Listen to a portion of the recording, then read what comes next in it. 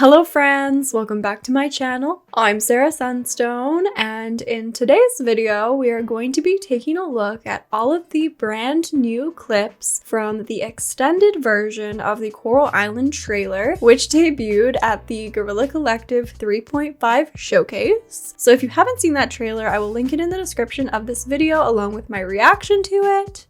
Who is that? Oh! Go back.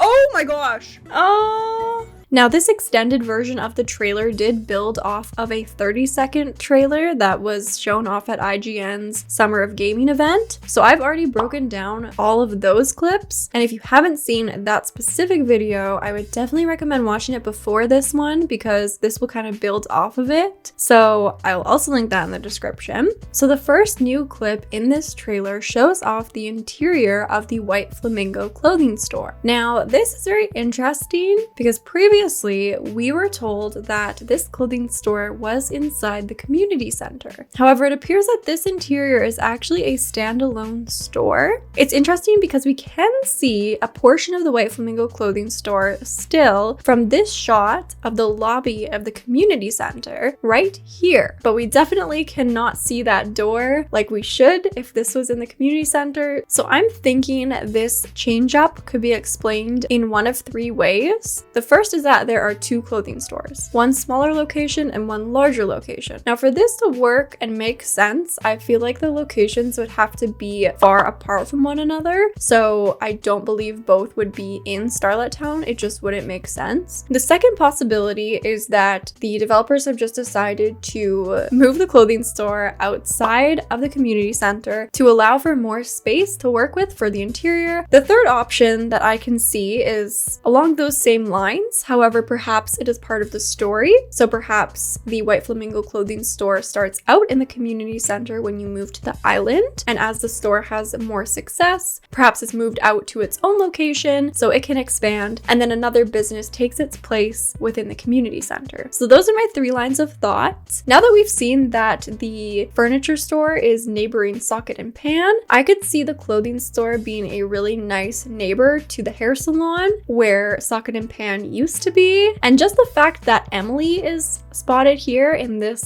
frame may even suggest that, since Emily is one of the hairdressers in Starlet Town. She's standing here with Bree. They are both standing behind the point of sale, so it could be that they both run the store together. This could be Bree's store if Emily's too busy with cutting hair. Maybe she works here part-time. Maybe she's just saying hi to Bree on one of her breaks. It's hard to say, but I could definitely see Bree running this store. This interior looks beautiful. We can see the Wabanana clothing branding both here and here, which has made its appearance many times in David's 2D character art. I really like the selection of items we can see here. It looks like they even have some jewelry, which is really cool, and a few different purses, some nice button-down shirts, shoes. And the only other thing I'm really wondering about based on this shot is whether the dressing rooms to the left will actually serve any function. I wonder if they're just here for design or if they will function similarly to an Animal Crossing where you can just walk in, close the curtain, and start to try on all sorts of different styles. Now, in the shorter version of this trailer, we saw one farm upgrade, but here they actually added a stage before and after what we had initially seen. So this is the very first stage. We can see that the farmland is mostly overgrown. The first thing that stands out to me in this clip is that they are showing off how the trees will actually go translucent when you run behind them, so your player's not going to get lost. And the other thing is that you can actually see that the player's house looks somewhat worse for wear. It looks pretty run down, essentially abandoned. It looks like the window's boarded up. There's sort of some rope just hanging on the railing. There's a barrel out front. The railing itself is actually broken. The siding looks damaged. The decking itself looks damaged. So it looks like this is actually going to be the house we start out with, not the basic player house. It looks like we're actually just going to have to fix up the house first before we even move on to upgrading it. The next two frames we've already discussed at length, so I'm going to move ahead to the final upgraded version of the farm that we see see here. The house, the coop, the barn all look the same. However, the player has added additional fencing, so some stone and brick fence, as well as some of those pillars, both in the brick variant as well as a like stone planter variant. So I really like that item. We have an arch and what appears to be some sort of gazebo. I'm hoping we can actually go under it or go through it, depending on how we decorate with it. We can also see some poppies, those pink flowers, the daisies, some strawberries, and some rhubarb.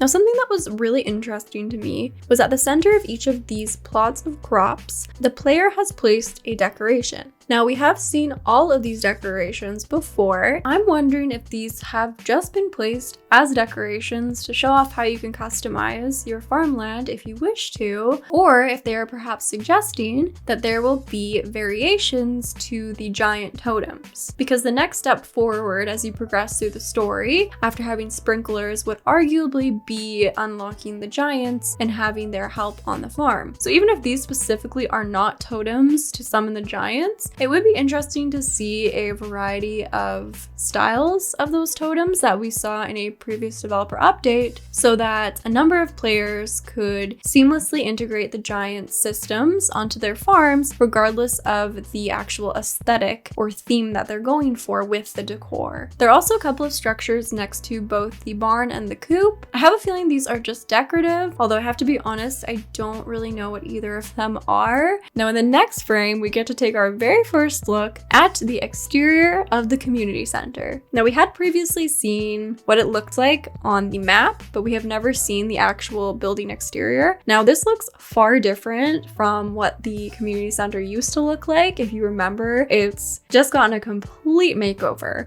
and it looks beautiful. There's definitely got to be someone on the team who has experience with architecture to some degree, because these buildings are just amazing. I love the stained glass. I love the rainbow flag, of course. And it looks like this is sort of like a town plaza area out front of the community center, and likely a spot where you will be able to run into your favorite NPCs. Off in the distance, we can get a look at the brick exterior of the lab, and then we can also see Sam's general store over to the right. There's this pathway that leads up through the center of town, and this, I believe, was also in the very first Kickstarter trailer. However, they have redecorated and redesigned. Behind Sam's general store, there actually appears to be some sort of tree, and it almost looks like there's some sort of like rope tied around it. I don't know what's going on there, but it looks kind of out of place to me for some reason. So I just have this feeling it's maybe more than what meets the eye. I don't know. Off to the right of the community center, it looks like there's a really nice green space, and it almost looks like there's a door that is opening up towards this green space right here. Now this part of the community center is actually where the animal shelter is going to be, and when you look at the interior of the animal shelter, there's actually an opening or like a doorway that matches up with where this green space is. So I'm wondering if this is going to be a spot for the animals at the shelter to run around. How cute would it be if you are walking through town and you see some sweet little pets just roaming around? Maybe they're doing a puppy training class, just little bunnies grazing on the grass. I don't know. I feel like it could be the sweetest little thing ever. The final detail in this photo before we get into all of the NPCs is the town board. So it does look like it's unfinished at this point. It looks like the asset is a bit plain, but we can imagine what it'll look like once it's all textured and finished. And this is going to be where we'll go to see the calendar, maybe see whose birthday it is, what events are going on, see what sort of community projects need completing, and also to check and see if there are any town errands to be run or anything that anyone needs help with. As for NPCs, we have Sam, Mayor Connor, Anne and Bree. We have Emily, Sunny, and that mystery NPC who is just a big question mark at this point. We also have Frank and Erica, Oliver, Valentina and Taco, Lily and Eva, and another mystery NPC, and this one is new since we saw the first 30-second trailer. Then we get to take a look at a beautiful aerial shot of what appears to be the lake. We can see the Cherry Blossom Potluck Festival in action from a bird's eye view. Starting at the entrance, we can see the racetracks where the Balap Karung race will be held, which is like a potato sack race, if I'm not mistaken. We can also see the boardwalk in front of the lake, and we can see that those stairs that were off to the side in that video clip do in fact descend into the lake water. It looks like we can wade our way through the lake on some sort of rocks. As we reach this arch here, we can take a look at the area where this photo was taken. And as we continue, it will actually bring us to what appears to be the temple at the lake. I would love to see this not blurry because it looks really nice and it looks like it's changed quite a bit since the original Kickstarter trailer. So back to land, we can see the area where Theo is performing his music. We can also see the picnic areas and we can see where all of the food is being set out. Now, one difference here that we can spot is there's now something that looks like a giant stew pot or soup pot, and it actually looks like there's stairs that you can go up and like drop something into it. So that's interesting. That was not there before when we saw this clip of the Cherry Blossom Festival. If you want to have some fun, you could totally spend some time pinpointing the NPCs. You can't actually make out who most of them are if you take a close look, so that's pretty fun. The only difference in this clip from the Cherry Blossom Festival is that it looks like it has been captured at a slightly different time point because some of the NPCs are in a different spot, like Yuri, Archie, Valentina, and Charles. In this frame, we get to take a look at our home interior. Now this looks like a fairly basic interior. We have yet to actually go out and purchase all those beautiful pieces of decor and furniture that we know we will ultimately have access to once we, save enough money. I do really like this fishbowl. I think it's really cute and it's really neat to see the TV in action again. This is the Coral News Network and you'll be able to see the show displayed not only on your TV but also up here on your screen. And I love this character design. It actually looks like this character is in some sort of city, and I'm wondering if this news anchor is actually located on the city island that we have seen in the artwork for island hopping. This next clip shows off bug catching. It appears that the bug will have a radius around it, and once you enter into this bug's circle of vision, it will spot you, and then you'll have a certain amount of time to actually catch it before it runs away. So different bugs could have different sizes of circles. It could also be that once you enter this spot, the bugs will run away at different speeds. Then there's also this cone-shaped marker in front of the player.